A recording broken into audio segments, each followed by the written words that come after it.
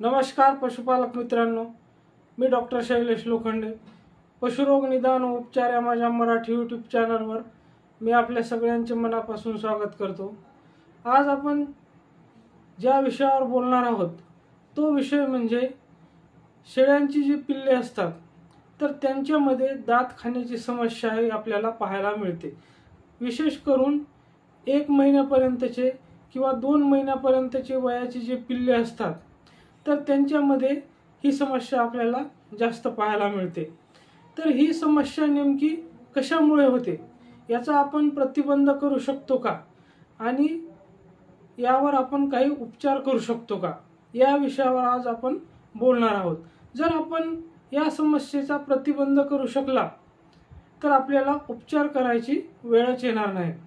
आणि जर आपण याच्यावर प्रतिबंध वेळीच नाही केले आणि ही समस्या जर आपल्या शेळींच्या पिल्ल्यामध्ये आपल्याला पाहायला मिळाली तर त्यानंतर आपण त्याच्यावर काय उपचार करू शकतो, म्हणजे या समस्येपासून आपल्याला सुटका मिळेल.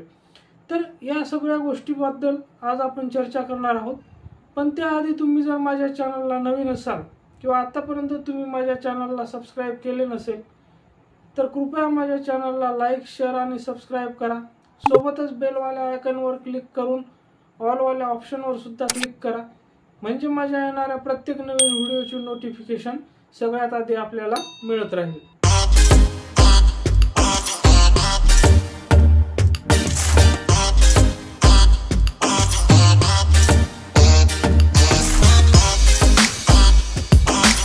तर शेळीच्या पिल्ल्यामधील ही दात खाण्याची जी समस्या असते ती खास करून आपल्याला 1 महिन्यापासून 2 महिन्यापर्यंतची जी पिल्ले असतात किंवा 2 महिन्यापेक्षा कमी वयाची जी पिल्ले असतात त्यांच्यामध्ये आपल्याला या समस्येचे प्रमाण जास्त पाहायला मिळते.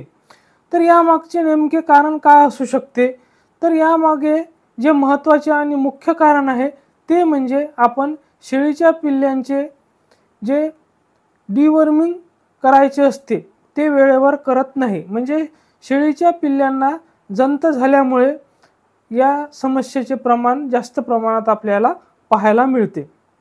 म्हणून शेळीचे पिल्लू 1 महिन्याचे झाल्यानंतर सगळ्यात अगोदर आपण त्याची डिवर्मिंग करणे गरजेचे आहे. म्हणजे त्या पिल्ल्याला जंताचे औषध देणे गरजेचे आहे.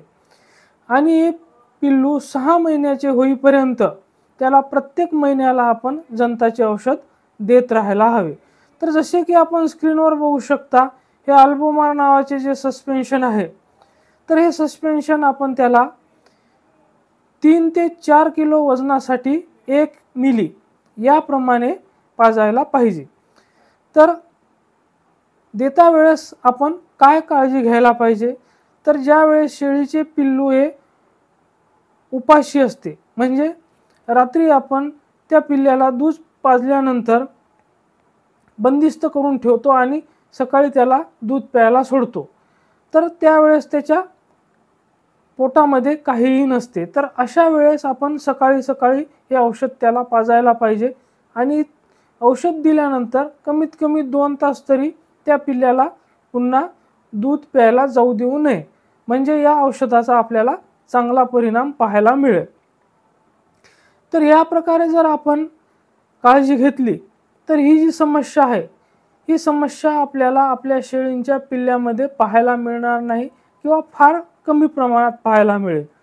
याचबरोबर याच्या मागचे दुसरे कारण असते की जे शेळीची छोटी पिल्ले असतात त्यांना जसे की माती वगैरे खाण्याची सवय असते, तर त्यामुळे सुद्धा त्यांच्या पोटामध्ये प्रॉब्लेम येतो. म्हणजे जे ते दूध पितात ते पचण्यास अवघड जाते, म्हणजे एकंदरीत त्या पिल्ल्याचे डायजेशन हे बिघडून जाते.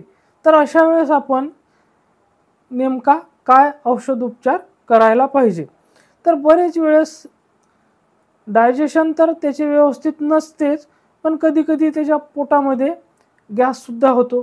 तर गॅस झाल्यानंतर जसे की पाठ ताणून उभे राहणे, दात खाणे, ओरडणे किंवा खाली अंग टाकणे अशा प्रकारचे लक्षणे आपल्याला पाहायला मिळतात. किंवा कधी कधी या लक्षणासोबतच पिल्ल्यामध्ये संडासची सुद्धा प्रॉब्लेम आपल्याला पाहायला मिळते. तर अशा वेळेस आपण त्याला, जसे की आपण स्क्रीनवर बघू शकता, हा एंटेरोजर्मिना नावाचा जो ड्रॉप आहे, तर एंटेरोजर्मिना हे 5 ml च्या पॅकिंगमध्ये आपल्याला उपलब्ध असते. तर 2 ते 4 थेंब आपण सकाळी आणि 2 ते 4 थेंब संध्याकाळी असे आपण त्याला 2 ते 3 दिवस जर दिले, आणि सोबतच जसे की सायक्लोपाम नावाचा हा ड्रॉप आपण बघू शकता. तर सायक्लोपाम नावाचा हा ड्रॉप आपल्याला कोणत्याही मेडिकलमध्ये सहजपणे उपलब्ध होतो, कारण ह्या ह्यूमनमध्ये वापरण्यात येणारा ड्रॉप आहे, म्हणजे लहान बाळासाठी वापरण्यात येणारा हा ड्रॉप आहे. तर यामध्ये डायसायक्लोमाइन असते, जे की अँटीस्पाझमोडिक आहे. सोबतच जो यामध्ये दुसरा घटक असतो, जो की एक म्हणजे पोटामधील गॅस जो असतो तो बाहेर काढण्यास मदत करतो. म्हणजे जर त्या पिल्ल्याच्या पोटामध्ये दुखत असेल किंवा त्याच्या पोटामध्ये गॅस झाला असेल, तर या दोन्ही समस्येवर हा ड्रॉप चांगल्या प्रकारे काम करतो. तर हा ड्रॉप आपण 1 मिली सकाळी 1 मिली संध्याकाळी या प्रमाणात जर दिला, तर या समस्येपासून सुद्धा त्या पिल्ल्याला सुटकारा मिळेल.